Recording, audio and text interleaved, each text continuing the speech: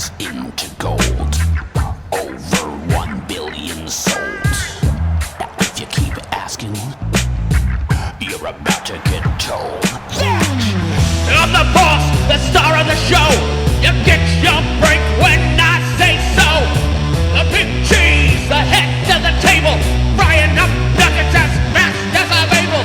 I got the arches, I got the plain face. Got it all beef patty and cheese for a face. Now I'm the boss and you're the cook.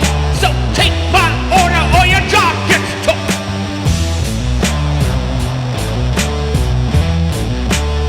The big cheese. Working Fans Podcast. Cool. Yep. All right, here we go. Coming down 3, 2.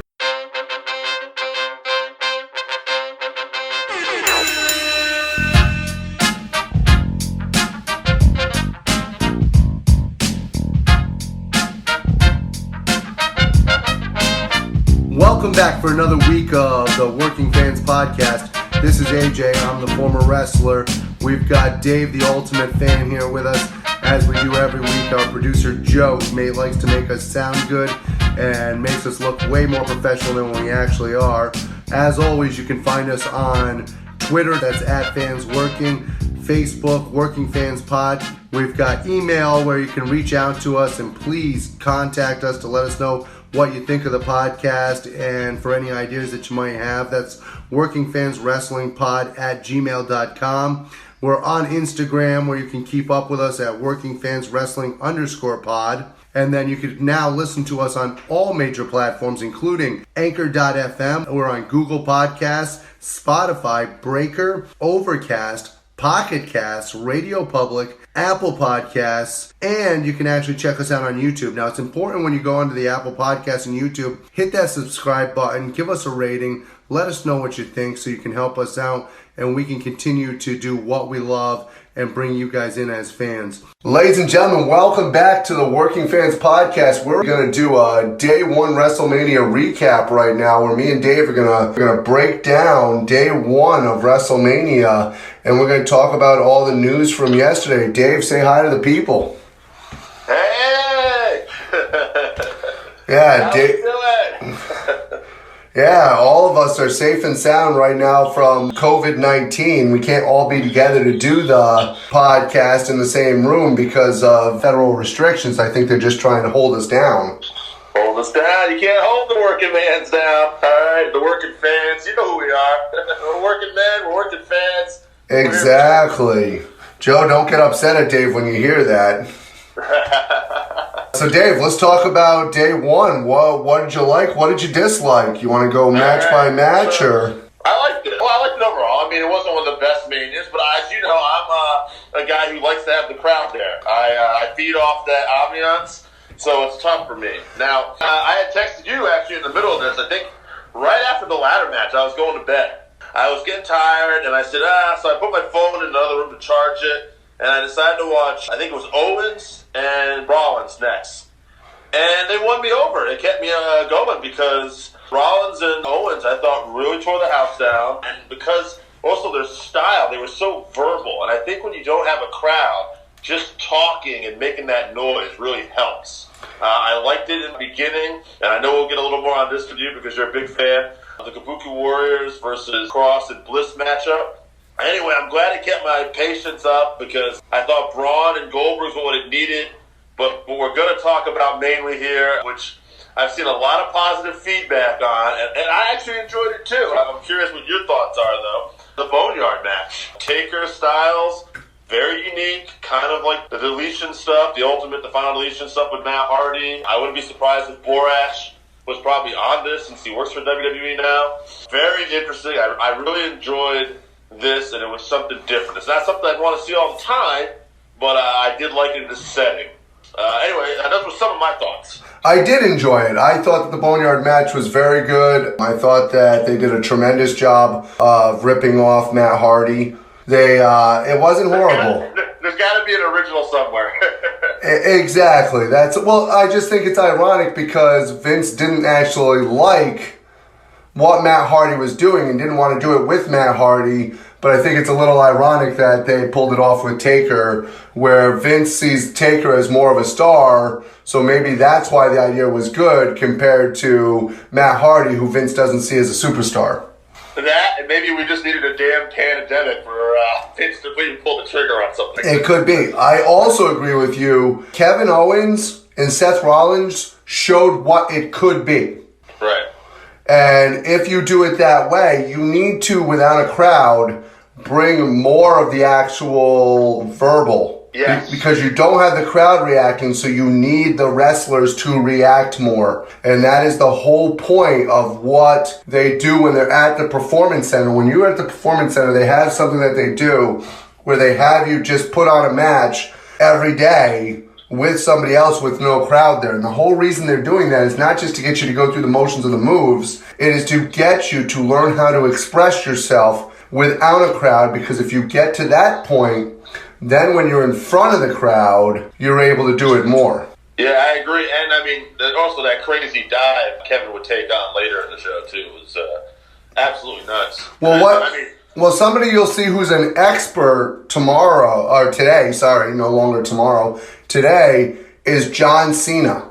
John Cena, when he does his regular match, if you're in the first 16 rows, you will hear the communication that you heard in that match yesterday, because that is literally what he does. And that's what has set him apart for so long, is that he communicates to every individual fan, whether you're watching on the camera at home or whether you're in those front rows. Well, you would be probably right normally, and that'd be a great point.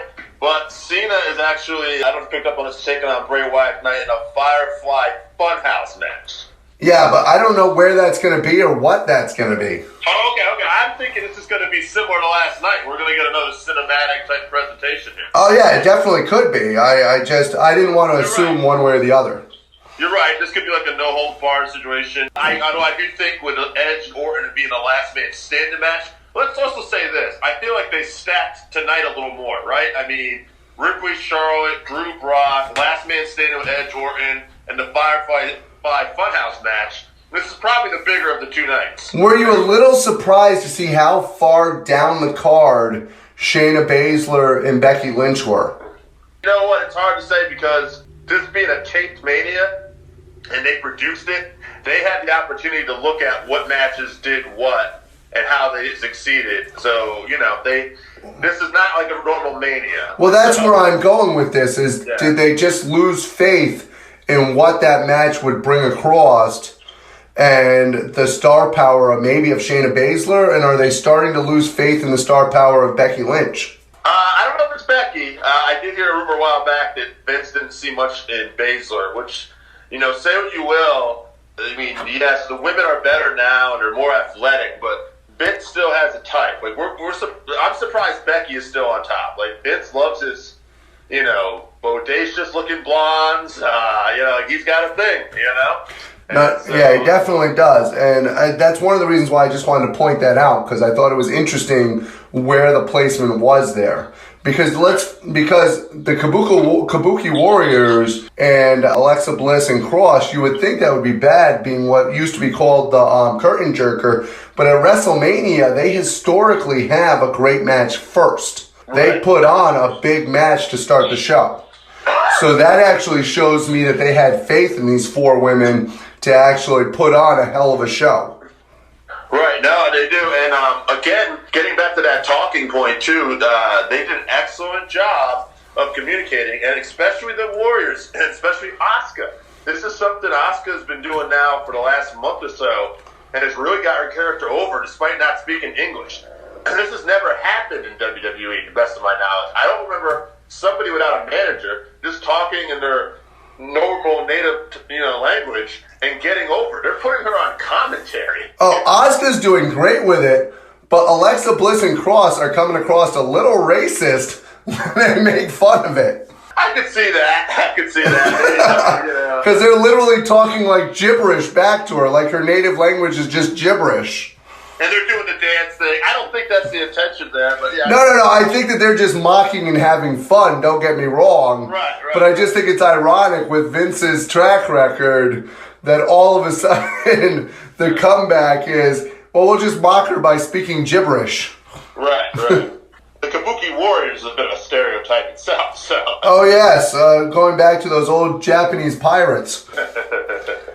Now, let's talk about the worst match of the night. I think we can agree on what match this is. I think we can agree that it was Baron Corbin and Elias. It's you know what? When Elias went out there and stormed him, I would have been happy if that was... Take notes from Braun and Goldberg. Keep that about 2 minutes. Either Elias could have just put the beat down and hit him, or he could have got caught with something and got pinned. But exactly. Either hit him with... Yeah, because he could have gotten the upper hand on him right away, hit him with the guitar, threw him into the ring. He comes charging at him. Baron Corbin hits him with his finisher, and we call it a night. That would have been a good match. Sure. What we saw was not. No. It was a low match of the night. Hey, overall, this is probably the best spaced out time pay-per-view I've seen in a while. It didn't go too long. Yeah, it's almost like they had 3 weeks to do it. Right. I have to say, I almost found myself not wanting to see Goldberg lose the belt last night, just because I wanted to see him lose it later in front of a crowd and have it mean more. But given the circumstances, I see why they did what they had to do. My reason for not having Goldberg lose it was because I don't think, to me, it's almost not fair to Braun. Because people are going to look at Braun as an afterthought, and they're going to actually look at it as, well, this is just because Roman wasn't available. Whereas I heard people say that they don't think Drew should win it tonight. I've heard the argument just because Drew deserves to win it in front of fans. He does, but when are fans going to be available? July? Right. We don't know. We don't know what we're facing for sure here, folks. I mean... Yeah, by that logic, we can't have a storyline going forward for like 6 months. Right. Yeah, so I don't blame him. You know, I wrote in my notes here, I just started watching the Drew McIntyre 24 special, which is unlike any 24 I've seen so far because he addressed the COVID-19 situation, and he's actually Skyping with the producer in parts of this. It's really well done, and I just can't help but think when I see Jinder Mahal show up at one, I think, man, if we can get the world title on Drew tonight, and then maybe Heath Slater, 3MB's got a whole new meaning to me. Well, here's an interesting thing. You've got WWE has got 3 of those coming out over the next couple days that look absolutely amazing. Between the Drew McIntyre one that just came out, between the Undertaker one, and between the Edge one, WWE putting out some good stuff on the network this week. Yeah, they're running awesome stuff. Edge is actually out right now. And the Undertaker one... Tomorrow, right? I might be right. It's going to be a series. It's now like a regular 24. They're going to be doing like this, almost like... They have a few episodes taped, I believe. I could be wrong, but I think there's a few episodes taped. And it's going to be like basically talking about his comeback, getting in shape and stuff. Well, remember, this is unprecedented because we have never had any inside information on The Undertaker at all. This is the most guarded character over the last 30 years or maybe ever in wrestling, where we have had no look into what makes up the man. And now all of a sudden, we're going to get this documentary-style series where we're going to get to know The Undertaker, Mark Calloway, whatever you want to call him. And it's going to give fans something that I think they've been craving for a very long time. I think if you do this right, you have this new character, you saw the interviews, play it right, after last night. This would be very cool almost for him if he wants to go out next year and maybe get the Hall of Fame. Because, let's face it, the way that they played it across is that he's going for his last ride. So maybe the next year is going to be the last ride of his career. And they did a tremendous job last night of going, oh, I'm an old man, huh? And really bringing out who The Undertaker was and who he is as a man. Yeah, I can't say enough good things. Like, there was something, a moment, the way that's set up. Like, I was like, okay, this is going to be special. I really enjoyed the way they did it. And, yeah, you can't do it all the time, but given the circumstances... Could they have picked anybody better than AJ? No, AJ and Taker both were, like, perfect for that role. They did absolutely awesome. AJ was a great shit heel. Even Gallows and Anderson with the brief parts they had in it, excellent. This might be something in the future, because let's face it, AJ's not young either. AJ's 1 year younger than we are. And this might be something that down the road people might look at for AJ, and this might be movie roles for him. Yeah, you never know. I mean, overall, really good. I have to say, too, something people aren't thinking about that I'm hearing a lot about, but even though there's no crowd, like, Man, these have got to be special moments for a guy like Braun Strowman, and maybe not so much Bliss. I'm sure it is, but Nikki Cross. I mean, Nikki Cross is her first championship in WWE, and Braun, all of a sudden out of nowhere, wins the world title. It's got to be big moments for these guys. I am happy for Nikki Cross that she was wearing a bra last night as she had a wardrobe malfunction. And I saw that, yeah. Nikki, but I'm actually somewhat glad that happened, and I'm going to tell you why. Not from a pervert kind of way, but from now we know what kind of shape Nikki Cross is in. She's been wearing that outfit for so long, I think some people might go, oh, she's trying to cover something up. You could see she is not heavy, she is not out of shape. She just goes.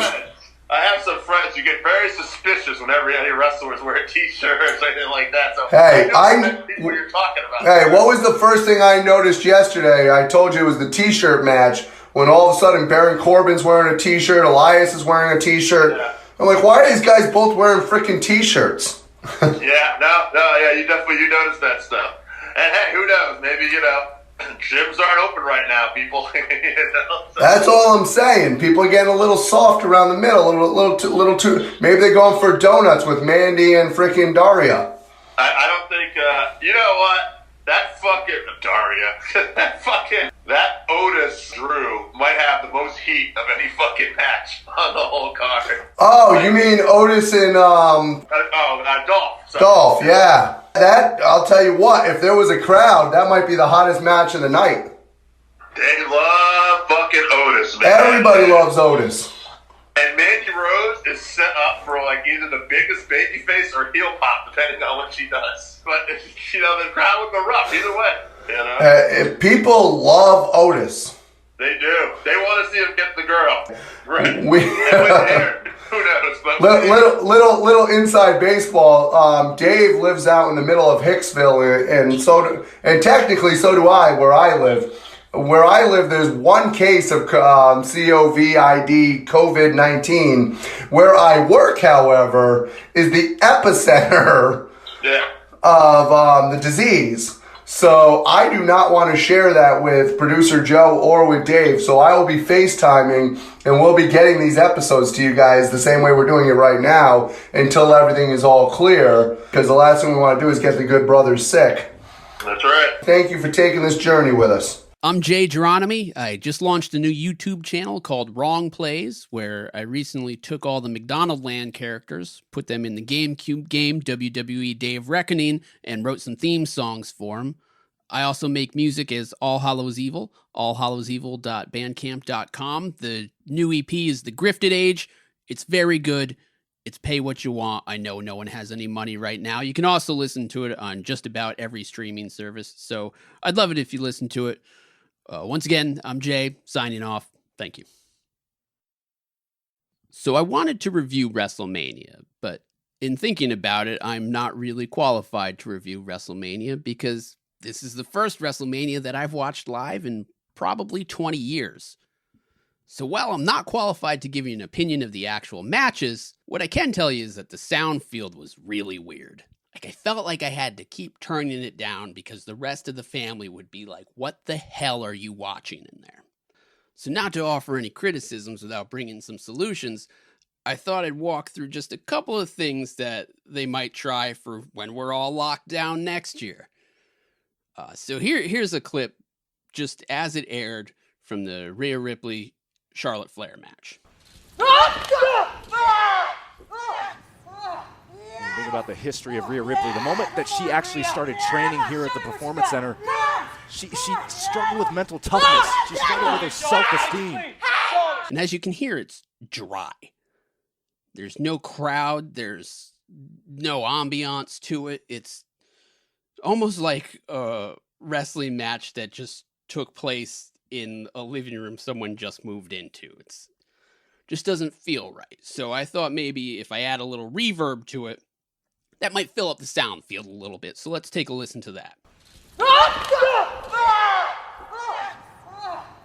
Think about the history of Rhea Ripley. The moment that she actually started training here at the Performance Center, she struggled with mental toughness. She struggled with her self-esteem. And now I'll jump back and forth between them quick so you can really hear the difference. Think about the history of Rhea Ripley. The moment that she actually started training here at the Performance Center, she struggled with mental toughness. She struggled with her self-esteem. It's not bad, but it's that crowd noise. You do need crowd noise. So what happens if we just fly some in? Like, let's say from WrestleMania 3, which I think most people agree is one of the top WrestleManias.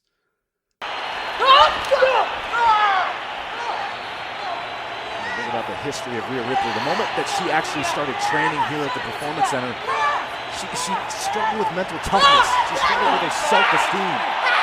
And it just doesn't sound right. There's something about the pace that changes when the crowd isn't there. I think they still seem to be performing for a crowd at home, but the live audience just changes things. So I honestly don't think there's much you can do there.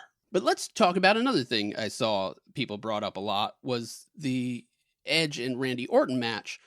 The commentary just wasn't alive. And to be honest, it lost my attention a couple of times because if you turn away from it, there's nothing to bring you back to it. It's two guys grunting and a couple guys whispering over it.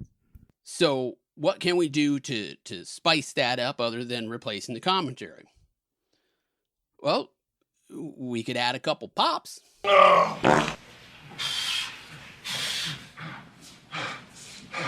How much more can these two take? Continuing to pulverize each other. All right, that's a dumb joke I thought of at like 4 a.m. That's not going to work. But if we're going to get weird, we might as well go all the way. And let me give you my preferred solution to this problem. Let's add a little excitement to the commentary by pitching it up about half an octave. We're finding out how deep the pain threshold is for Orton and Edge. And how hard Edge is willing to fight to get his dream back, to get his career back, to fight for his family. If this is what Randy Orton meant by love, it is appalling. All right, screw it. Let's just throw it all on there. If this is what Randy Orton meant by love,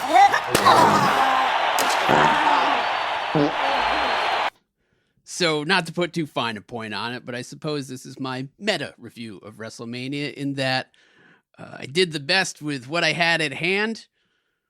It got weird as hell at the end, and I'm not sure if any of it worked, but it was a good way to kill a few hours. Well, I'm Gironimi. I just launched a new YouTube channel called Wrong Plays, where I recently took all the McDonald Land characters, put them in the GameCube game WWE Day of Reckoning, and wrote some theme songs for them.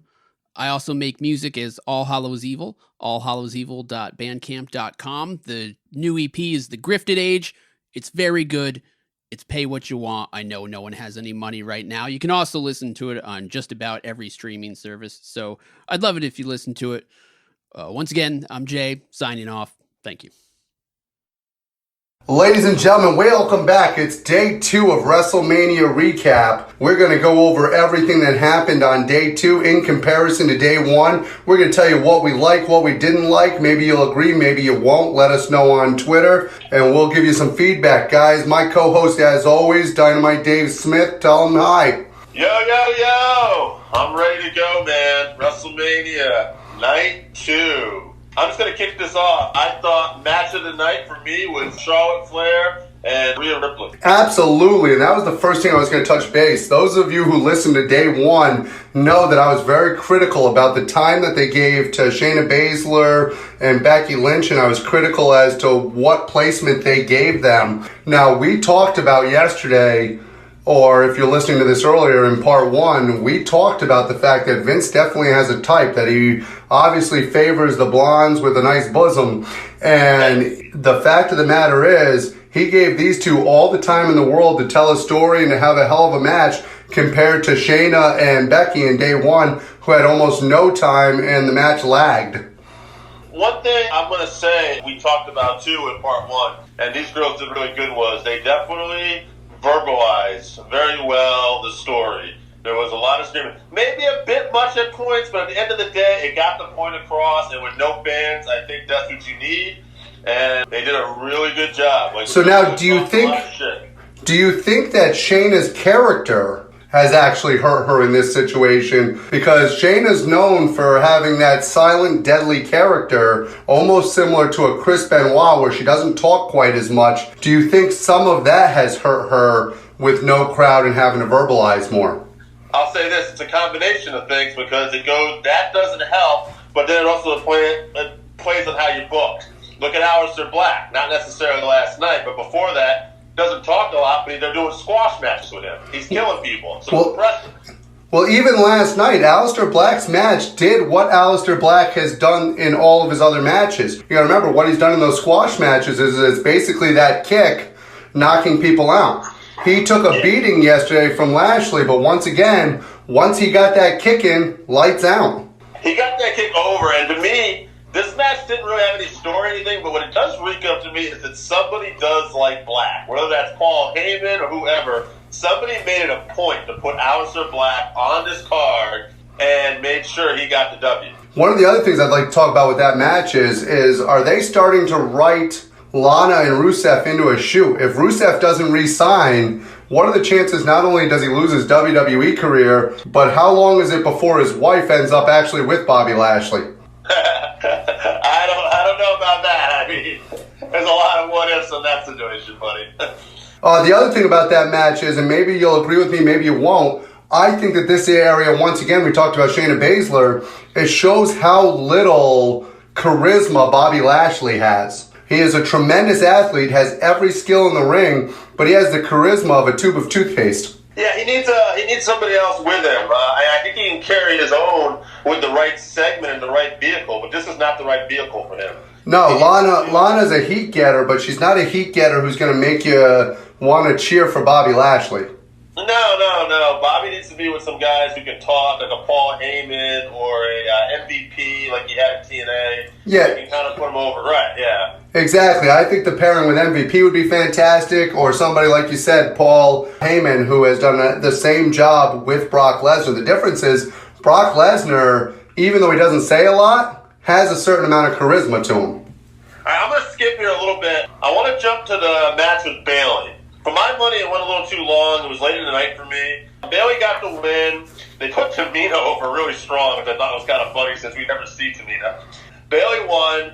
What I find interesting to me here, though, is Becky has had the belt for over a year now, and Bayley won her belt actually last year at Mania, made it Money in the Bank after Mania.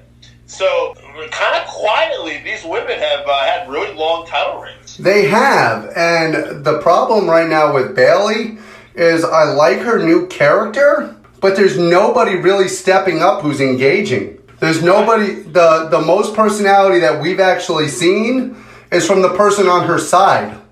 Right. Nothing is making me want to cheer for anybody. I don't really feel connected to Lacey Evans. I don't feel connected to, what's her name there, Carmella. I don't feel connected to Tamina. I don't feel connected to any of the women that, I know Carmella was not in the match last night. I'm talking about in general. Dude, did you remember, I remember once Cole said it, but I had no idea what was going on when he said, oh yeah, reunion of Team Bad. Yes, remember the three of them were together for like 2 months. Right.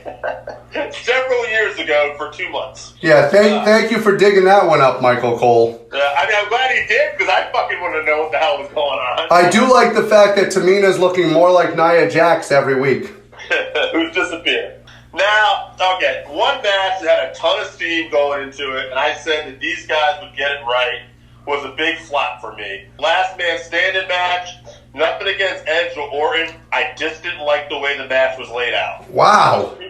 Yeah. Wow. It was too long of a match, and it would have been unique had every other match been kind of like quiet, but since every other match basically has no fans or anything either, it's not really unique. And the announcers, who I do like, were trying to put over the seriousness of it, but because everything was so quiet and they were trying to talk quiet to make it serious, to me it just sounded like they were talking over a golf tournament. All right, so I'm going to go with the positives first on this match. Okay, first off, by the way, check out Edge's return on WWE Network 24. Fucking awesome, one of the best ones they ever did. I'm not losing faith in either one of these guys. I just thought the match was a miss, but go ahead. No, see, now I thought the ending was great. The ending was fun. The ending to me was great. And the beginning, how Orton came out of the camera position to hit the RKO to start, I thought was a good start to it. Okay, the beginning and the end. Yeah, I'll give you that. So here's where I'm going to agree with you. Everything in between sucked. Right. And there was something that I've heard people point out, and I kind of thought about it. I didn't give people that a hard time, but I guess I could see where some people got upset. They literally did the spot in the gym where, was it Edge that wrapped around the cables around? Yes. Which was like basically how Benoit killed himself, like about a week after the documentary aired. Yeah, no, I noticed that also.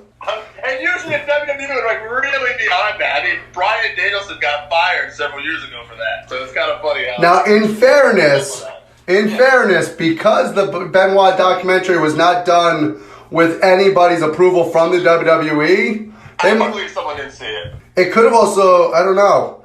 It's hard to believe. I can't believe they did that either. I'm surprised nobody caught it. Yeah. That's the thing, right? Especially, it's not like it was a live match where they called it on the fly. It was taped ahead of time. Right. But you know what? Jim Cornette, NWA, I mean, people are missing things in editing these days. Well, here's the thing. You could tell part of it was edited, too, because at one point in the middle of the match, they drastically cut from one place to another place where you could tell they clearly did not go from there to there. So there was a big cut in the middle in the editing where you could tell that they didn't flow together. Which is amazing because the match went 36 minutes. Like, I don't understand. Yeah. And it wasn't the worst match on the night. Or, well, it might have been the worst match of last night. It wasn't the worst match of WrestleMania. That's still Elias and Baron Corbin. But but the match was just too long for what it was. Whereas, just the way it was structured was a miss. How much time did Charlotte and Rhea Ripley have? Because they went a long time. They went about 20, and that was fine for them. And I think... No, they did great. Because it didn't feel like 20 minutes. And that's one of the reasons why I had to ask you, is they did such a tremendous job to get back to them that it didn't feel like it was 20 minutes. Also, speaking of the women, one more thing.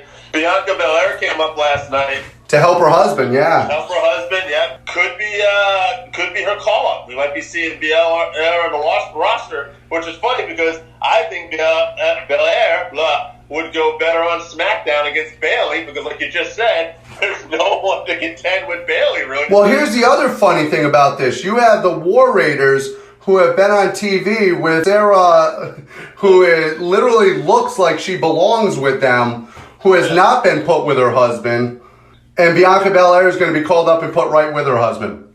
Yeah, that's a little weird. I like the idea, too. We're going all over the place, too. But I wanted to say this, too. I know a lot of people didn't like it, but I did like the idea of Charlotte winning last night, too. Because I like her being on NXT, and I think it's going to give that brand credibility. Now, wait a minute, because this is one of the questions I wanted to ask you.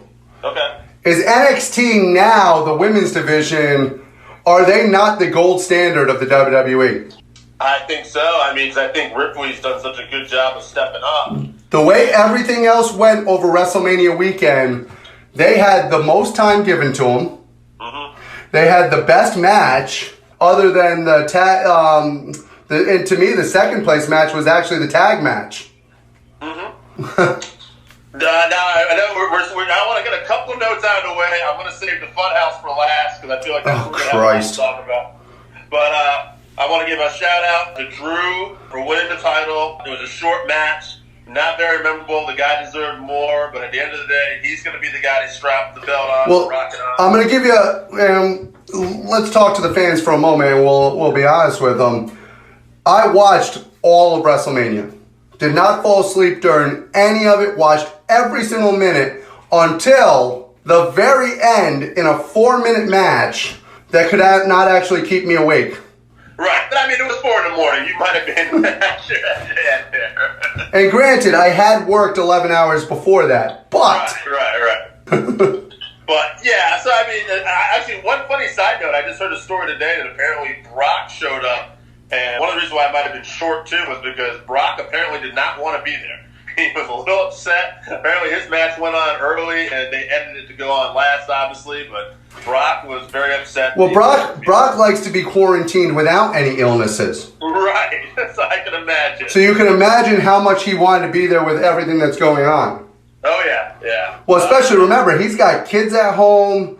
He's got old lady Sable he's got to take care of. 100%, baby, 100%. One other thing too, I want to make note of. Probably would have been a lot better with a crowd, but boy, he's still over in my book. Otis with the big win. Oh, are you kidding me? Over like crazy. Love me some Otis. All right, let's get to this Firefly. Wait a minute. I like the pairing on a heel side note of Dolph with Daria.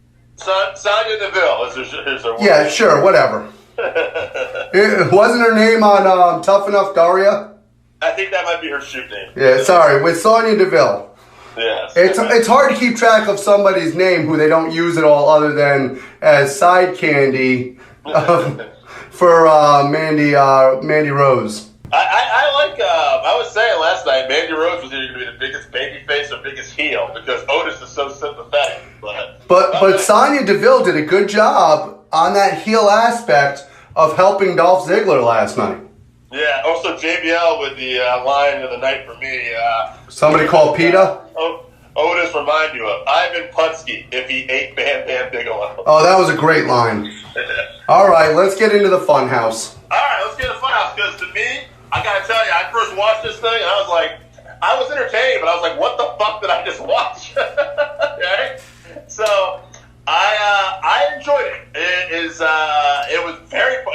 It's almost funny because if you thought the first night was polarizing with the Boneyard match, it was like WWE said, hold my beer. We're going to make something even more polarizing. Well, we're about to find out how polarizing it is because you loved it and I fucking hated it. Yeah, I'm not surprised. Let me give you some stuff I heard today and then we'll go to you just because how polarizing this was. Now, to be fair, I was listening to a post-wrestling show today. They took a poll of 3,000 people. 80% loved it. But the people who hated it too. And then I was listening to Jason Agnew's, who we had on as a guest before, his Sunday Night Main Event show. He loved it. His co-host hated it. Everybody who was calling was split on it. Brian Alvarez from Wrestling Observer hated it. And I want to bring him up in particular because I think him and you are going to be on the same page here, but you can correct me. The reason why he liked the Undertaker AJ Styles match was he said that there was only 2 spots where I had to suspend disbelief. The pyro and when Undertaker came up behind him on a track. Now, it's not likely, but I can believe, hey, Undertaker had a friend, he knew the Boneyard area, and somebody hooked up some pyro at this time when I raised my hands. Hey, I snuck out of the grave, got behind him. Not likely, but it's possible. Where is it fucking possible that John Cena, against his will, came out in his thugonomic clothes and all this shit? So anyway, that's what his take was. I got more to add, but I'm going to go to you first. Please continue. All right, so here's why I hate it. And I don't just hate it, I absolutely, positively hate it. The big art form to professional wrestling, like he was talking about with disbelief, the biggest art form, and the thing about wrestling was, and old-time wrestlers will tell you this all the time, I'm going to go out there, I'm going to have a match, and you might doubt the other matches on this card, but you're not going to doubt my match. You're going to believe that I was in a fight. Right. I believe absolutely nothing about what happened in that Funhouse. Yeah, I wouldn't call it a match. It is the stupidest thing I've ever seen in my life. Now, let me ask you this. Have you been a fan of the Funhouse or anything before this? But the Funhouse. The Funhouse? No, I think it's the stupidest thing I've ever seen. Okay, so you're not really a fan. Like, you like the older Bray Wyatt gimmick, fair? I do. I like the one that looks more like, Dan Spivey's old character, Waylon Mercy. Yes. So this is where I heard some people liked, and they created a lot of, buzz. There was, a lot of stuff left to interpretation. It was done almost like a Lucha Underground, kind of sci-fi comic book style.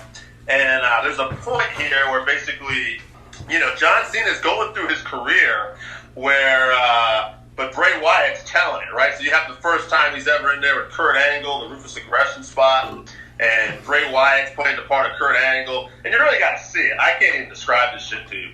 But there's an interesting part there where basically at one point, when they go back to the original WrestleMania match Bray and Cena had, Bray talks about made the wrong decision, right? And then you notice they go to the NWO.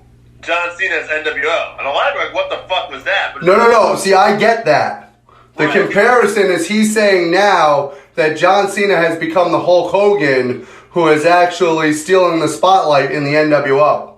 That was one of the theories. There was actually a couple theories. Another one was that had Cena done the right thing, he would have became the heel, much like Hogan, but he chose not to. Yeah, and I could see that too. But to me, it's more of John Cena's, because he calls John Cena a couple times and they're a hypocrite and talks about how he's a bully, how he comes in and actually just mocks people and makes fun of them and talks about their shortcomings. And they played the part over and over again where he's calling Bray Wyatt the most overrated, overhyped person, but they were reversing it at that point, essentially. And that's why I take it that he's saying that John Cena has become the Hulk Hogan who's holding people down.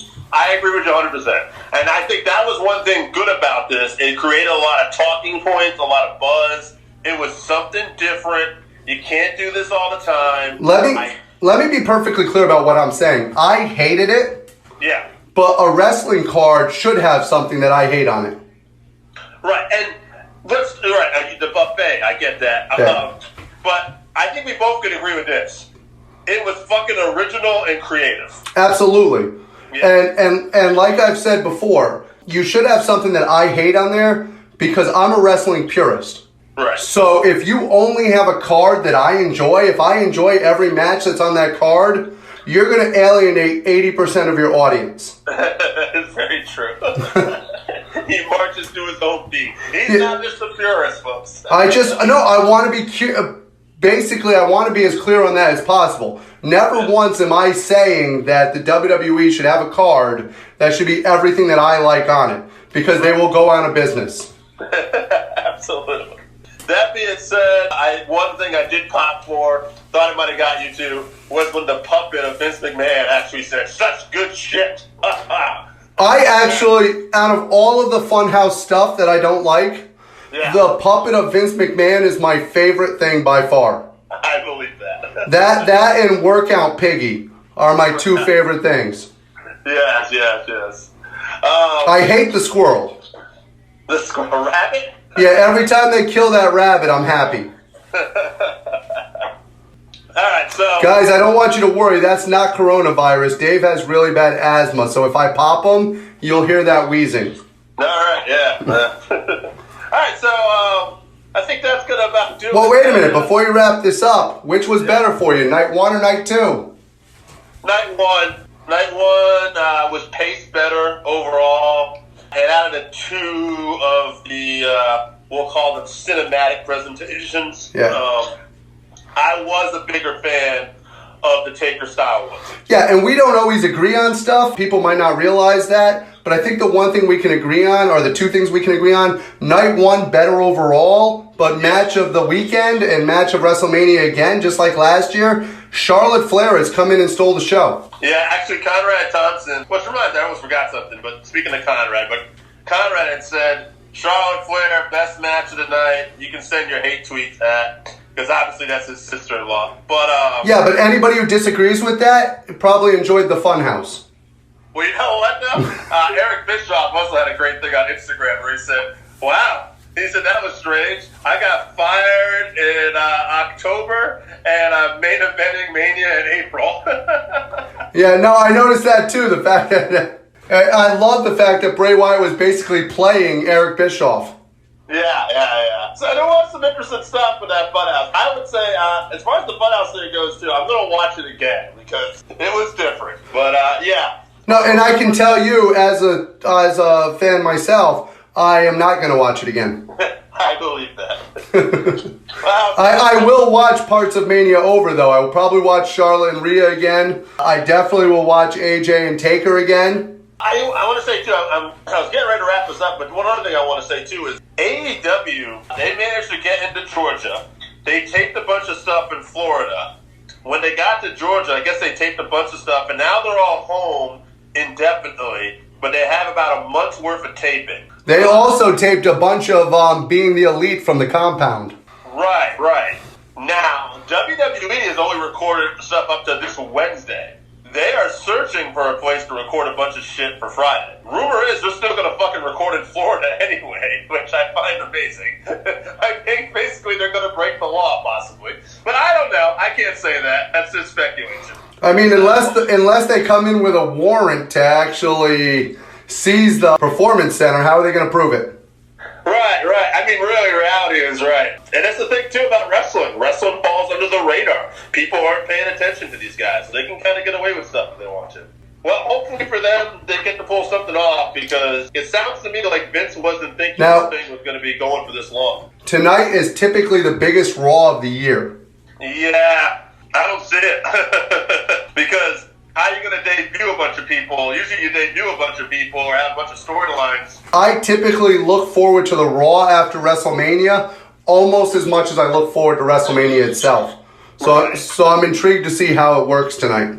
Right, but we're going in this with a moderate expectation. I would say we both agree. We're not expecting. I am expecting less than I expected in the Funhouse.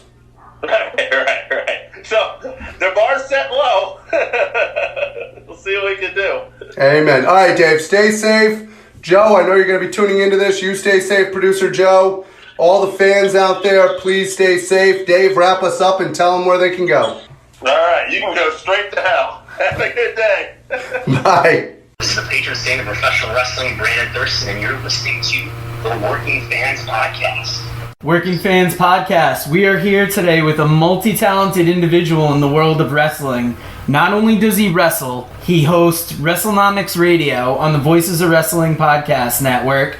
He trains at Grapplers Anonymous. He is the patron saint of professional wrestling, Brandon Thurston. Brandon, how are you doing today? What's up? I'm impressed.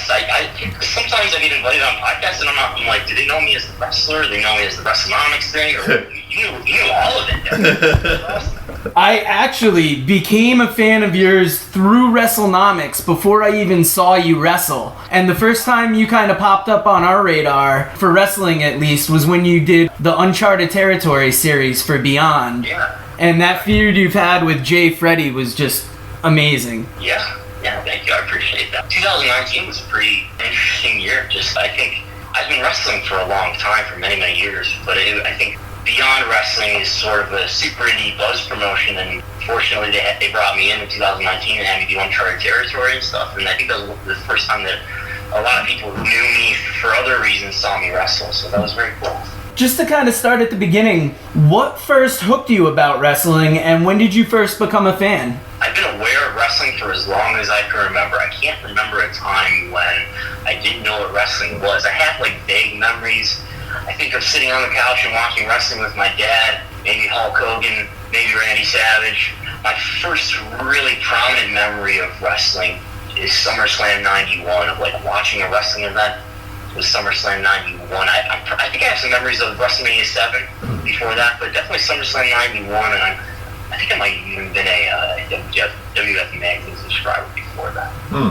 Wow. The Bret Hart and Mr. Perfect match was reenacted many times on the living room floor with action figures. Nice. Man, that's actually one of the matches that made me a big Bret Hart mark, because he was the Hart Foundation guy and I liked him, but then when I was like, whoa, you mean these wrestlers can eventually go on and have good singles runs too? In my mind, I'm just so excited to see that. Yeah.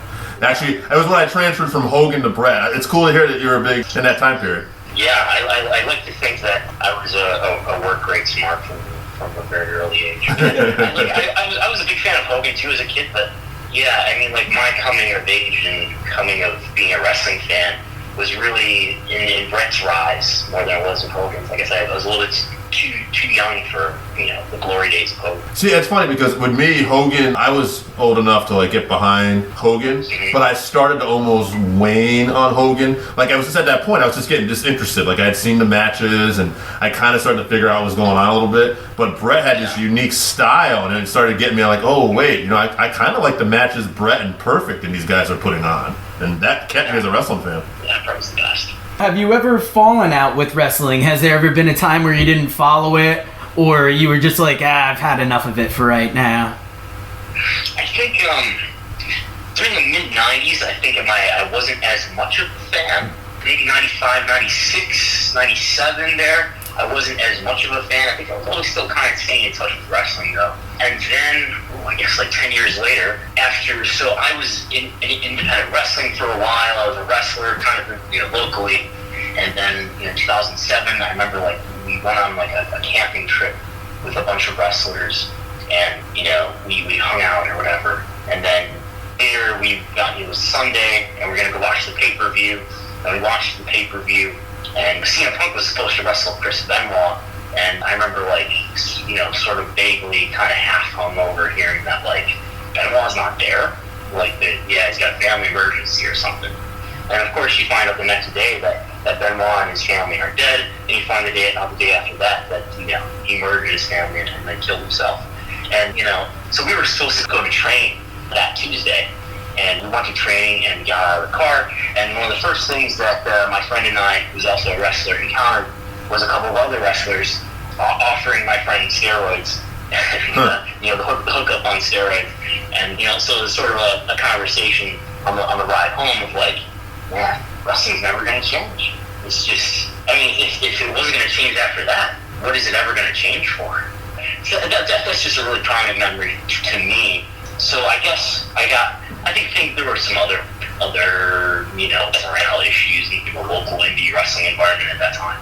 So after that, I sort of became a little bit disenchanted with independent wrestling in my area, and I was going to college at the time, and I decided to sign up for the wrestling team. I had never done any wrestling in high school, but I signed up for the wrestling team, and they let me sign up, and I figured this would be like maybe they would practice 3 days a week, because that's what we were doing. We were running around the campus to get our cardio up 3 days a week. And then we started on the mats, and I sort of offhandedly asked somebody, how many 3 days a week do we do this? And then he said 5 days a week. I was like, oh my God, what have I got myself into here? But I did a full season of amateur wrestling with college-level wrestlers who were all pretty good high school wrestlers, I guess. It was an invaluable experience as far as it really exploded my cardio. I feel it gave me a background of amateur wrestling, the technical wrestling that I always wanted but never actually had the experience to go with. So it was a great time, it was a very, very hard thing to do. It was definitely worth it. And then I ended up getting back into wrestling just after that wrestling season ended. Yeah. Two things, because you gave us a lot there, which was pretty good. Yeah. One, as far as your amateur wrestling, do you felt that gave you a lot of discipline to deal with things, the commitment of 5 days a week, and just in your life and career? And also, on a side note, like you brought up the Benoit stuff and wrestling changing. I just watched Dark Side this week with New Jack, and I was wondering, have you been watching those, and what do you thought? I plan on watching the Benoit one for sure. I've heard the New Jack one is good as well. But yeah, I'm definitely going to watch the Benoit one eventually. It's tough. Yeah, I've heard it's heavy. Yeah, it is. Amateur wrestling gave me a really strong capacity for cardio. Like, it made my cardio very good, and it made me sort of understand what it took to have good cardio. And I don't know, I think it helps me get in great shape and, get used to putting in the work to be in great shape, I saw you studied philosophy at the University of Buffalo. Did you take any business classes, or have you always just been good with business and numbers? Wow, you know about my philosophy degree too, that's awesome. So, let's see. Here's a great story too. So I guess I did take some business classes in community college, but not memorably. I don't feel like I sit here and have a great deal of knowledge that I remember learning from those classes. I went to a community college for a long time. Went through a couple different majors. I ended up getting a 1-year accounting certificate or something. I don't feel like any of that really contributes to this WrestleNomics thing so much. But when I did go to UB, one of the requirements was I had to take some statistics class, which I kind of dreaded, because I knew it would be a lot of math. So I took social statistics, which seemed to be the most appropriate thing to match with a philosophy degree, I guess. But that is where I learned what a correlation coefficient was, which I do use pretty often today when I go through spreadsheets and stuff. But so here's what happened. I took that class. I did pretty well on all my other philosophy classes. Luckily in community college I had taken so many classes that I only really had to take classes that were really directly related to my major by the time I got to UB. But this sort of statistics class, I didn't do that well in it, in the months of the semester. Didn't do that well in the tests and stuff. But I'm probably going to pass with a C or a D, a C or a B or something like that. So final exam comes, and I've got to do pretty well on the final exam probably to not have a bad grade here. So I write down what the time is for the final exam. Then I go to the campus for the test on the final exam day, and the time that I've written is actually the time that the testing period ends. So I figure I'm showing up there like 10 minutes early. It's gonna be all good. I show up and I've got 10 minutes left to take the test, and the professor just told me to just randomly fill in the Scantron. So I don't know what my grade was on that test, but I got a D in that class in social statistics, which is the most similar thing, I guess, to WrestleNomics that I ever really studied. I think I wanted to do a flossing major because, let's see, I was in the Air Force too, just after the time that I did the amateur wrestling thing. So I went to the Air Force. I was in the Air Force Reserves for a 6-year contract. So I went to basic training, and I went to the flex school that you have to go to after that. So I was sort of away from home for something like 5 months. And then once you're in the military, of course, you use the GI Bill. And I decided, you know what, I got the GI Bill now. I don't have to feel bad about taking money out of the bank for going to school. I'm just gonna get a degree in whatever thing I want to get, and not be practical at all. So I really took an interest in some flossing classes also, and I decided to major in that as well. So WrestleNomics is through the Voices of Wrestling Network. I discovered them in 2014 or so, and and oftentimes they had some good writing on the site, and I ended up writing for them and stuff. And I did a lot of the first writing things that I did, some of them anyway, were not very economics based at all. I did a thing on W language, all the business speak words that they use, and then I did a thing where I traveled to a few WWE shows, and I wrote some, I don't know what you would call them, some creative nonfiction about that, and those were within a certain fan base. Those were well liked. As time went on, I was already really interested in the work with Chris Harrington of Mookie as well. And as it turned out, Mookie used to live in Rochester, New York. I live in Buffalo, New York.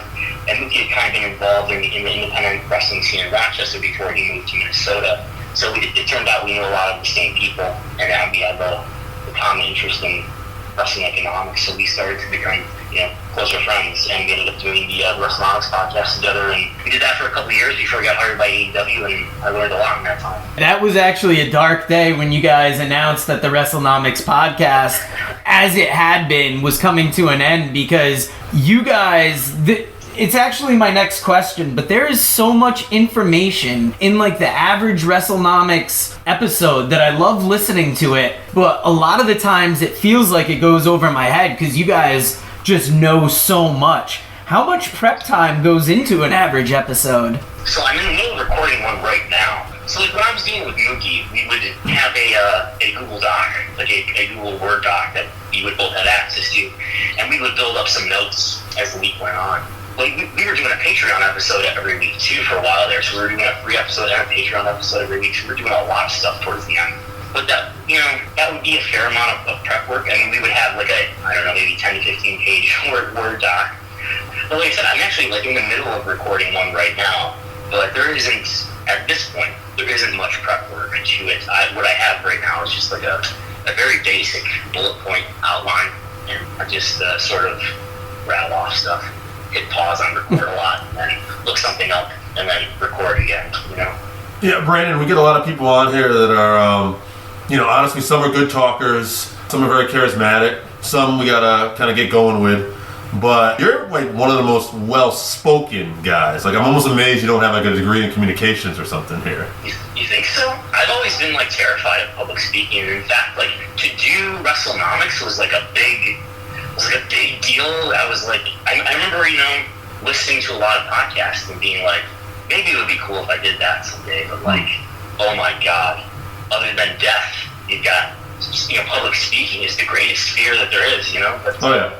It's always been something that's difficult for me, but I'm getting more used to doing the show alone. That was a really weird thing to deal with. I don't know what kind of show I should do or how I'm going to do a podcast by myself, but I'm getting more into the groove and getting more into like a pattern of what I'm going to do. But I think it was getting to be this way a little bit before the coronavirus has everybody staying at home, but staying at home, I have a little bit more time lately to do stuff, getting into more of a groove this way. I remember with the WrestleNomics, the Patreon account you guys had, you would also have, I believe, all the documents you worked off of up there. Oh, that's right. We would share the doc. That's right.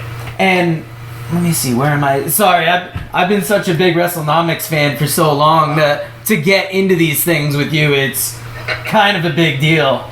But That's awesome. how much do you think this corona outbreak right now will hurt the indie industry going forward? Because you hear about a lot of those shows around WrestleMania, the promoters are worried about even being able to keep their company open. Is that a real fear that they have to worry about, do you think? I think it depends on what the business is. You hear Mike from High Spots talk about how he's going to have to sell his house. Yeah. If there was no WrestleMania weekend, and now we know there's not. I think it depends, and it's hard to tell from the outside what the financial situation is. Like maybe with Mike, I think it's Pachicho is his last name, from High Spots. It sounds like he really needed WrestleMania weekend to make ends meet. I think I heard somebody make the comparison, sort of make the analogy that for some of these indie promotions, it's like how some retail stores are at Christmas time, where they kind of run in the red for most of the year, but they know Christmas time is going to be such strong business for them. It's going to make ends meet. They're going to make a profit. So taking that out of their business calendar, is really catastrophic for them. So I think that's the case for somebody like High Spots, WrestleCon. But I think the average independent promotion around the country is just kind of running from show to show. I think a lot of indies, they don't really make a profit anyway, and I think it's sort of like, I think there are some independent companies that on the whole say take a full year as if they actually kept records. So let's imagine that an average indie actually kept financial records. I think a lot of them would just be running in the red, and I think in some cases it's just like the promoter will take it on as an expense, as like this is a hobby that he does. He's got a real job, Monday through Friday that he goes to. They actually makes his living at. And no, it's not to say that there aren't probably quite a few independent wrestling promoters who do make money at it, but I think a lot of them don't make much money at all. And it's every show is just like you have to have money to front the show with, just to rent the venue with. In the case of New York, where there's a lot of expenses that are put on promoters to run a show, you got to have money for other things as well, including insurance. I think the average indie will be okay, but some of them obviously are going to be hit hard. I think what's a problem as well, obviously, is that there's some independent wrestling promoters who are fortunate enough to have wrestling to be their living. That's their primary source of income, is wrestling and selling their merchandise. And they're obviously being hit hard right now because they can't do any of that. So there's that as well. From a business perspective, is it interesting to see how this virus has kind of affected how WWE's handling WrestleMania? Just the way they're going to see money roll in from this, it seems like it's going to change it. And the fact that WWE is almost trying to get their pay-per-views out other places, like it's on Fight TV now. Yeah, it's a weird thing that they're doing, right? You can watch WrestleMania Saturday and Sunday for $10, and cancel your subscription on Monday if you want, or you can pay $60 to watch it on Fight or the Fox's various streaming services, or the traditional cable or satellite. And that's always been the case on cable and satellite throughout the history of the WWE Network. They've always had every one of their pay-per-views on cable and satellite to buy. So you wonder what's going on there. I think what's going on there is that WWE wanted to sell its pay-per-views off of the network to a major streaming player like Peacock or like ESPN Plus, and Amazon was talked about by one stock analyst. Maybe they were talking to Fox in some capacity too. I don't think Fox really has a streaming service comparable with something like ESPN Plus, but maybe they were talking to Fox as well. I can't imagine they expect to do much business. I was listening to Observer Live a couple of days ago, and they were sort of confounded by what WWE could possibly be expecting, or that maybe Fox is going to be disappointed with the lack of buys that they're going to be able to sell because the price is undercut multiple multiple times by the WWE Network price point. But I'm guessing maybe, like, I think Fox must know that. Like, they can't be blind to the fact that you can watch these events for $10. And they have to know that. Yeah. They're that unaware and that dumb. So I'm guessing that there's some other experimental reason for it. Maybe just to see if the number of buys that they can sell is within their expectations. Maybe to gather some other data so that they have an idea of like what it would be worth. Maybe someday later, if they want to buy the rights to all the pay-per-views, year round. And I mean, if you think about it too, like even before all this happened, these major networks, one of the reasons why WWE and UFC were doing so well is because they were just desperate for content. We're in the age of content.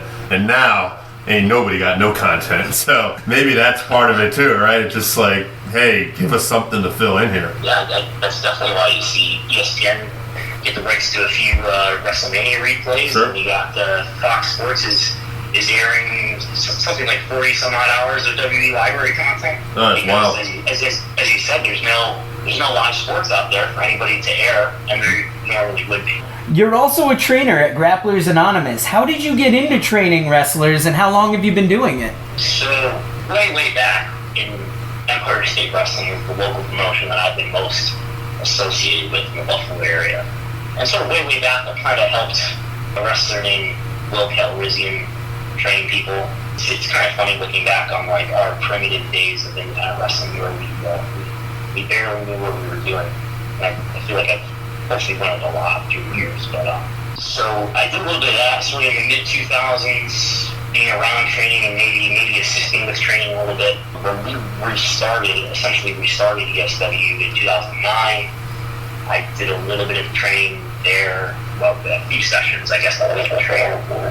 And then when Grapplers Anonymous started in 2014, I had nothing to do with it starting. It was started by a couple of guys who run a local business, and they were involved in indie wrestling, and they really wanted to get back to wrestling. I guess the story is they went to a local show and saw wrestling that they were not satisfied with, and so they asked the question, what do we have to do to make wrestling in the area better? And the answer was, well, these guys have no place to train, so I think their business was going pretty well at the time, so they decided to lease out this warehouse space, which is now where Grapplers Anonymous is. So I started going. Everett Parks, who's now the Blade and the Butcher and the Blade, he wanted to go over a match that we were going to have in a few weeks. So we went there to train, and that's the first time that I went there to train. And I just started to, sort of become more friendly with Mikey Evernight, who was really the person who was, given a lot of responsibility there to manage the gym and stuff. I just started to go there more regularly, and I guess just sort of by default, I was pretty often the most experienced one there, and they had a lot of guys. And at first, I think they didn't want to have students there, but eventually they got approached by a lot of people who wanted, to see if they could be pro wrestlers. So they were taking some people on, and just sort of by default, I was helping those guys out, and it's just sort of snowballed from there into becoming a more traditional wrestling school. Going back to your days when you were training, what would you say maybe was some of the best advice you ever got training, maybe you still use to this day, that helps you out whether in wrestling or life? Well, I was trained by a guy named Hector who wrestled as Sakura, who wrestled the High Blue Sanasti. He trained us for a while, and then a tag team from Ontario called the All Nighters trained us. And actually Beth Phoenix came with them, and another wrestler named Kevin Grace came with them. So I trained with them for a while, and I learned a lot of basics from them. A couple of years after that, though, I ended up going to Rochester once or twice a week for about a 10-month period, and I trained a lot with Jimmy Olsen, if you guys know who that is. He wrestled in Chikara a lot with Colin Olsen, who's now Colin Delaney, right? So I went to Rochester, and Brody Lee was there at the time, because he's from Rochester. He wasn't really a trainer, but he was there at training a lot. But I learned a lot from Jimmy as far as, I saw, when he performed, I saw a lot of fire in him, and sort of directly, I think I learned, the gravity, if you will, of selling, or wrestling is not, it's not like a video game where you do moves and then you recover instantly, but sort of the idea that the longer a match goes on, sort of the heavier it kind of needs to get, sort of the idea of remembering damage that you took earlier in the match. Yeah. And just how to protect that and make sure that that's something that gets used in your match if it's appropriate. Totally random here, but was Jimmy Olsen, does anyone know, was that also the paperboy from Superman too? Yeah. I'm trying to remember like, when I hear that name. Same man. It is, okay. Same man. Alright, I was wondering. Now, as we covered earlier, as a wrestler, we were finally able to see you on uncharted territory, and that match with you and Jay Freddy, where he took that horrifying like fall to the ground. I think we tried getting you on just after that because we had interviewed Jay Freddy a couple weeks before because we were fans of both of yours, and that just happened in the middle, and it was just wild to see. But what other promotions have you worked with? I've got you down for Empire State Wrestling, and I see another one called PWR. I wasn't familiar with that. PWR is a promotion that runs in Erie, Pennsylvania, and they booked me for about a year and a half now, but I've worked for them for a lot of years, over the years that I've been wrestling. I was the PWR heavyweight champion for almost a year. I just lost it recently to Ben Cole.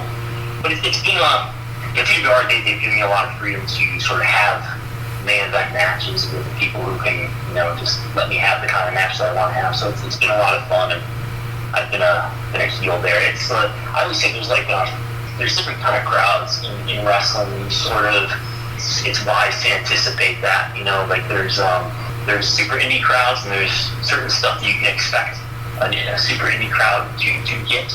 And like Wrestling and Beyond was the first, I would say, fully formed super indie crowd that I've really gotten to wrestle in front of, at least regularly.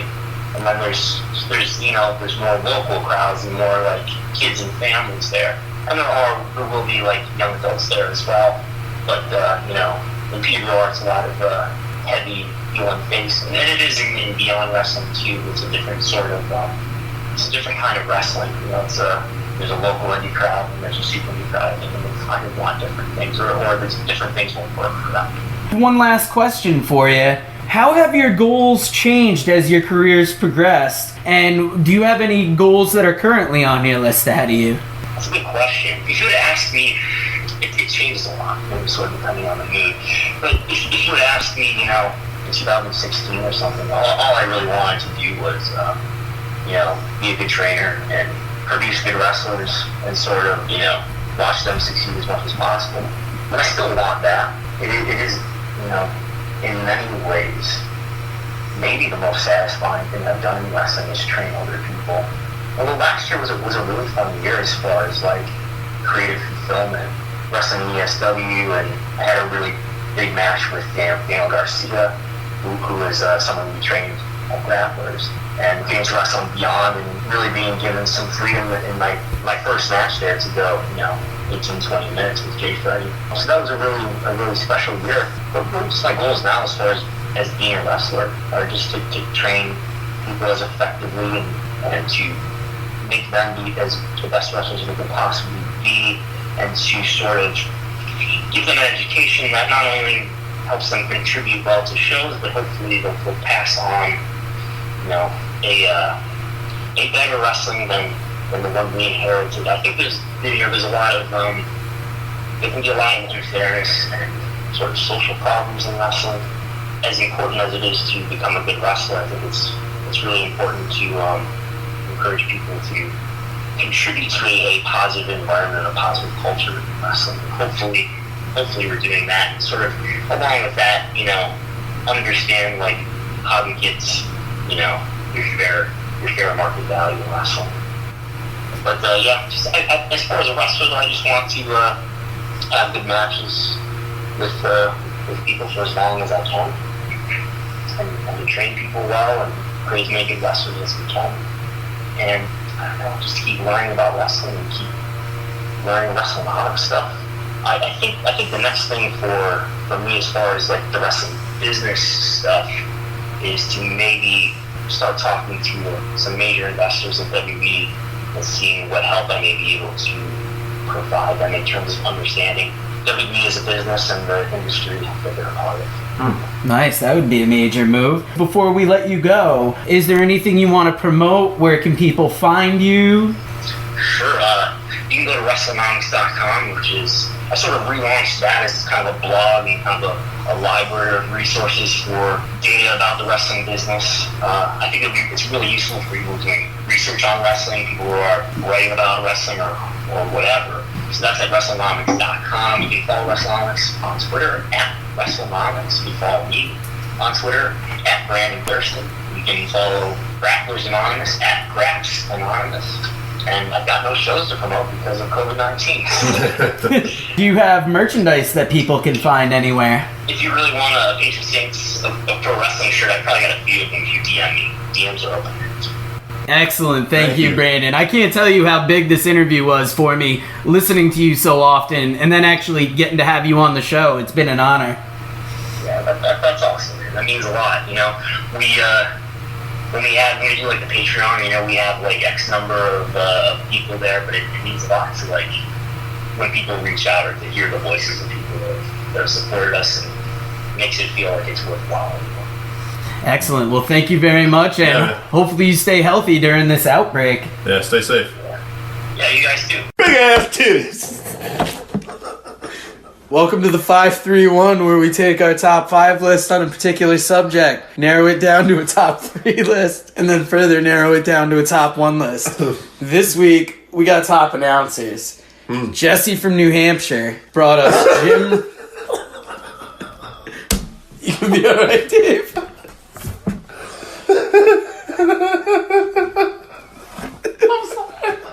I'm sorry. It's gonna be an outtake. I'm sorry. I'm like in the middle of a laugh cough.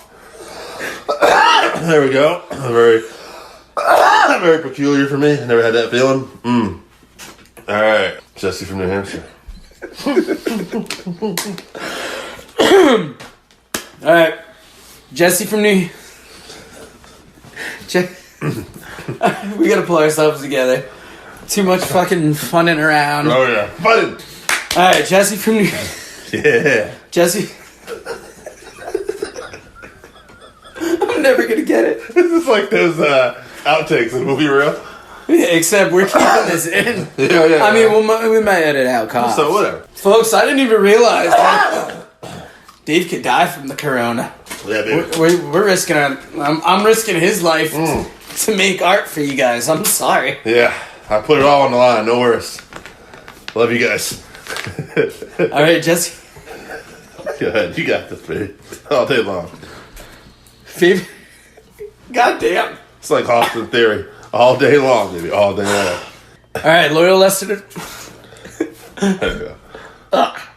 Loyal listener to the show, Jesse from New Hampshire, had Jim Ross, Joey Styles, Jerry Lawler, JBL, and Dusty Rhodes. Dusty! I like that. I like that Dusty made the list. I'm surprised he didn't make my list for as many times as I've watched old WCW. You know, I like Dusty. He wouldn't make mine as top announcers. I mean, he's entertaining. He was my favorite promo of all time. I think we did a 5-3-1 where we almost booted him out, and I fought for him to stay on and one damn thing. But as far as announcers go, entertaining, but wouldn't be like in my top 5 or anything. But he did have his roadisms, as he would call it, where, you know, they clubbering, baby. They clubbering in the corner, baby. Pay window. I love that. All right, anyway.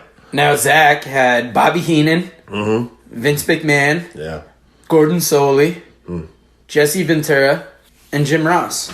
Sure, that's a good list. You know, I don't know so far. I mean, they're not on my list, too. I almost put Gorilla Monsoon. I haven't heard his name yet. I wonder if he'll make a list. Gorilla is influential in my day. I'm sure he'll pop up. This is where the lists take a bit of a turn because Will Tricity from the Rockin' Randy's Rockin' Wrestling group had Joe McHugh, Tony Chimmel, Gary Michael Campetta. Oh, you want the announcers. Howard Finkel. And Dave Penzer / Justin Roberts. Well, I mean, I told people announcers / commentators. Okay, I put it down as announcers.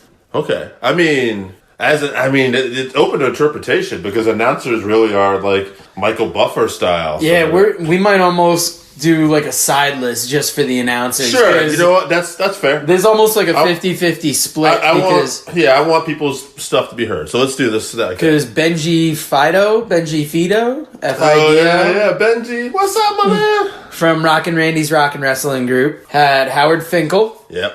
Tom Miller. Gary Michael Campetta. Dave Penzer. And Boyd Pierce. Okay.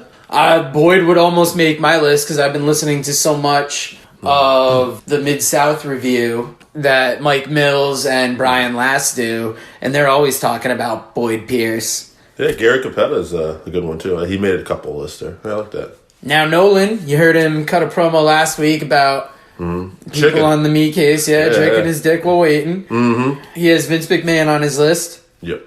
Bobby Heenan. He said Attitude Era Lawler, so I'm assuming that's the Lawler that called Goldust a fag? Yeah, probably. And, I think more about screaming about puppies, stuff like that. That was Attitude Lawler cutting a promo.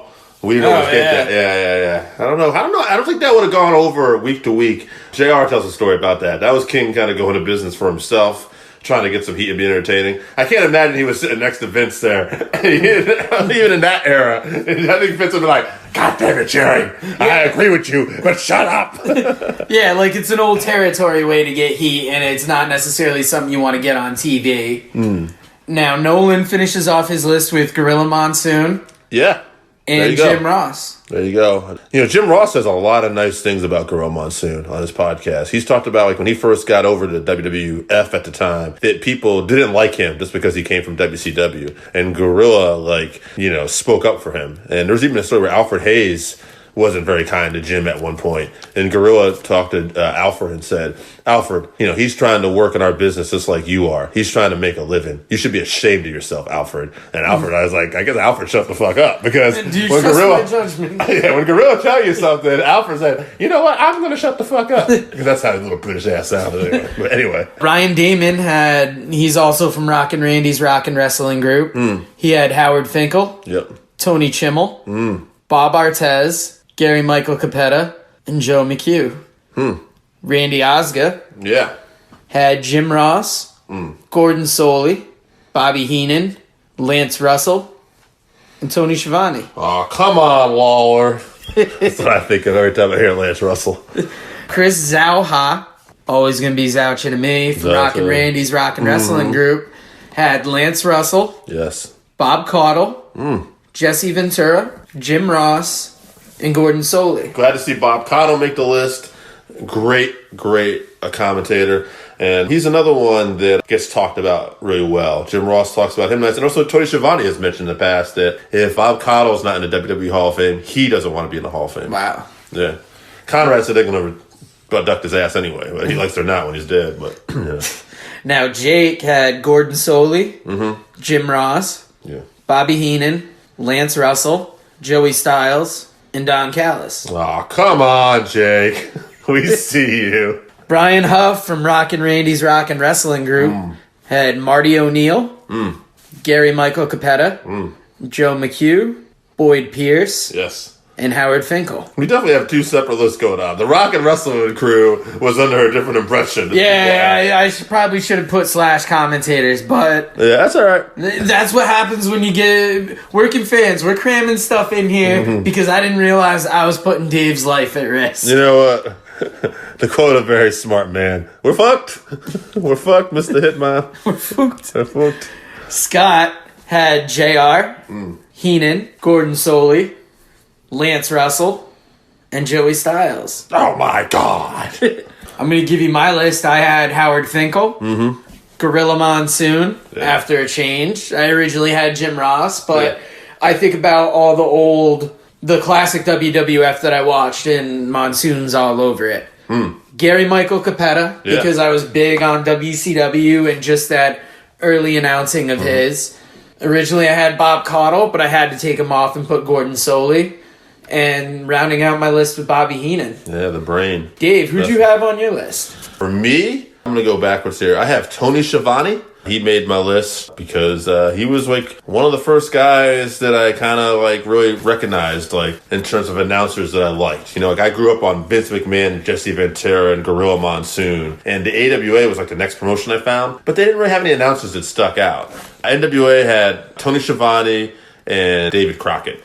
But I like Tony a little better. So Mauro Ranallo, I put him on there because, quite frankly, I think he's one of the most exciting announcers today. I love his work. And the guy can do it all. Pro wrestling, boxing, MMA, student of the game. Paul Heyman, as far as I'm concerned, one of the best color guys in the business. Great at getting heat. The only guy I think that would be really better would be my next one, Bobby the Brain Heenan, who might be the most talented man in the business. Like, when you think about it, this guy was a great wrestler. This guy was a great manager. This guy was a great color commentator. Can't say enough good things about Bobby. But for me, I think I've told the story before. My number one guy is Mr. Jim Ross. This all goes back from Mid-South Wrestling. And I've mentioned this before when I saw Michael Hayes and Ted DiBiase get into a fight at the desk. And Jim Ross called it the goddamnedest fight he'd ever seen. And they're beating the hell out of each other. They broke in half. I remember one time. Never mind. That's another story for another time. But anyway. So now for commentators, obviously JR's made a few lists. Oh, yeah. That's what he damn well should. Trying to see who else made a few. Heenan, yeah. What was AJ's list? Excuse me. Did you mention AJ? Fuck. Oh, so we're not done yet. Shit, I didn't write AJ's down. Shit. We almost lost AJ. I got you, AJ. I got you. Guys, now it's very easy to see how Randy's list got left off a month ago. Yeah, all right. So, what is AJ's list? You want me to read it off right now? Yeah, read it off. I fucked up. All right. Hold on a second here. I got you, AJ. I got you, baby. AJ's got Lance Russell. Oh, come on, AJ. He's got, oh my God, Joey Styles. Oh, Gordon Soley. That drunk. Bobby the Brain Heenan. And Jesse Ventura. I don't have a good Jesse impression. But I don't have any good impressions, really, other than Lance. So that's AJ's list. AJ basically told me that if I include color commentators, that it would be like Paul Heyman, Bobby Heenan, and Jim Cornette. But he didn't even put Jim Cornette or Paul Heyman anything on his list just now. So I read it kind of fast, but you didn't. So, man, I gotta be honest. So JR and Heenan obviously made a bunch of lists. So who do you want in that third spot for commentators? Who else makes a lot of lists here? I think Lance Russell. Lance Russell, you want to throw him in that third one? Oh, come on, Joe. Of course I do. I mean, I like Morrow, but Morrow didn't really make enough people's list. Yeah. So I can be on, All right, so top 3 lists for commentators, JR, Heenan, Lance Russell. Sure. Top 3 lists for announcers, I've got Finkel, Gary Michael Capetta, Boyd Pierce. Let's start with commentators. Who's the first to go? JR, Lance Russell, or Bobby Heenan? All right, since Bobby's the greatest color man of all time, entertaining, it depends what you like, right? Do you want this guy to be entertaining, or do you want to get it straight? Me, personally, as much as I love the entertainment aspect, I need that serious front man from some time to put over wrestling. I'm going to get Bobby to step down in this one, all right? Wow, Bobby's the first one to get voted? All right, I mean, he's the best overall, but in this particular list, I'm going to narrow that son of a bitch down to Jim Ross and Lance Russell. All right, how do you do it between Jim Ross and Lance Russell? I'm going to refer to you because I'm a biased motherfucker, and Jim Ross would get my pick every goddamn time. All right, I don't care if he says something about some Orientals on the TV. All right, he's got my vote. Oh, come on, Dave. Oh, come on. Because I'm gonna pick JR as well. Okay. As much as I like Lance Russell, yeah, I didn't grow up on him as much. I do enjoy hearing him when I want that old school wrestling feel now. Yes. But JR has been doing it for a long time. And we're talking about JR's complete body of work. Yeah, and he's been my favorite in WCW, and I'm going to listen to him tonight, actually, as well. Yeah, you will. Or no, I won't. Well, probably not, because JR's trying to be safe at his house quarantine. Yep. And stay safe, Jim. Yeah, some of your coworkers are actually helping you out. Yeah. Oh, come on, Corona. Right now, we're doing an Empty Arena podcast, it feels like, and I'm making Dave work. Yeah. So the top 3 announcers, we got Howard Finkel, Gary Michael Capetta, Boyd Pierce. I don't know enough about Mr. Pierce. He was on an AEW Dynamite, I believe. And was that him, actually? Boyd Pierce? Yeah. Was it... No, it was Brown. Something Brown. Dave Brown? Dave Brown, yeah. Yeah, Lance Russell's partner. Yeah. He was excellent. No, Boyd Pierce was ring announcer for Mid-South. Always had the flashing jackets. Yeah. He did the Houston Wrestler, too. Yeah. I think when you put him up against Capetta and Finkel, it's not fair. No, I'd bump his ass. I mean, if we were more Mid-South guys, more Houston wrestling. Here's the thing, though, Joe.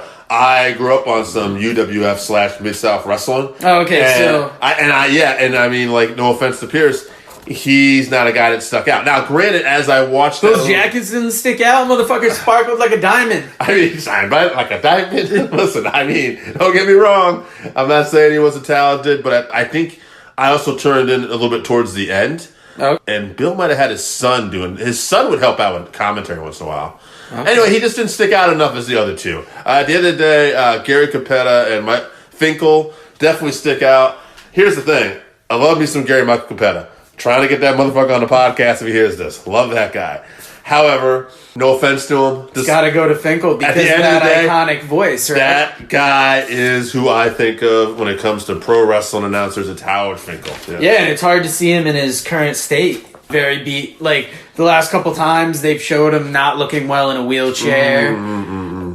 It's hard to see him like that, but that's the voice of our childhood, pretty much. Love that guy. All right, guys. So thank you for once again joining us for the 531, and we'll talk to you again next week. Peace. All right, so that wraps us up for this week. Thank you again for listening to the Working Fans Podcast. So as always, you can find us on Twitter at FansWorking. Our Facebook page is Working Fans Wrestling Pod. We have email where you can reach out to us and let us know what you think also. That's workingfanswrestlingpod@gmail.com. Follow us on Instagram, workingfanswrestling_pod. And then as always, please continue to listen to us on Anchor.fm, Google Podcasts, Spotify, Breaker, Overcast, Pocket Cast, Radio Public, all your major platforms. If you're following us on Apple Podcasts, which we are also on now, and YouTube, please make sure you subscribe and give us a 5-star rating. It helps us bring you these podcasts where we get to talk to you and talk with you every week.